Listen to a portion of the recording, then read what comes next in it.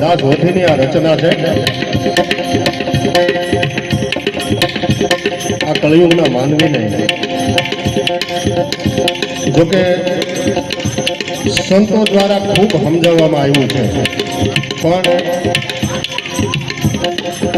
જાડી ચામડી છે.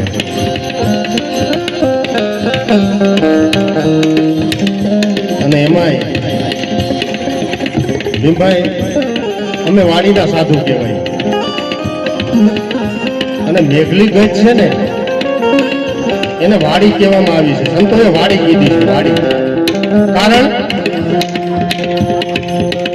કે સંતો મોટા ભાગના સંતો મેઘવાલની વાડીમાં થઈ ગયા માટે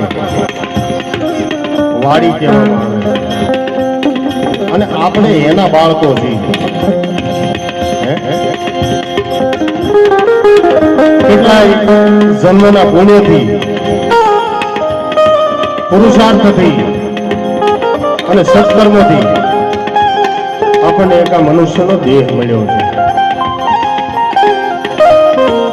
મીરાબાઈએ વાણીમાં એવું કીધું કે આત્માને ઓળખ્યા વિના લખ 84 નહીં મટે, મનની ભ્રમણાને ભાંગ્યા વિના ભવના ફેરા નહીં ટળે.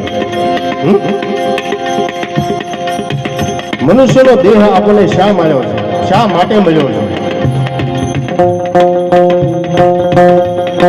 9 મહિના જ્યારે માના ઉદરમાં આપણે હોઈએ અને જ્યારે 9મો માસ પૂર્ણ થાય ત્યારે આ જીવને અકળામણ થાય.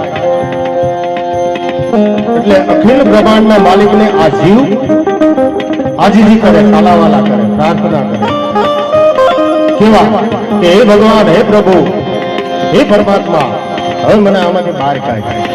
એટલે ભગવાન છે ને એ આ જીવની પાસે એક વચન માંગે છે. કેવું કે જન્મ ધર્યા પછી તું મને ભૂલીશ નહીં.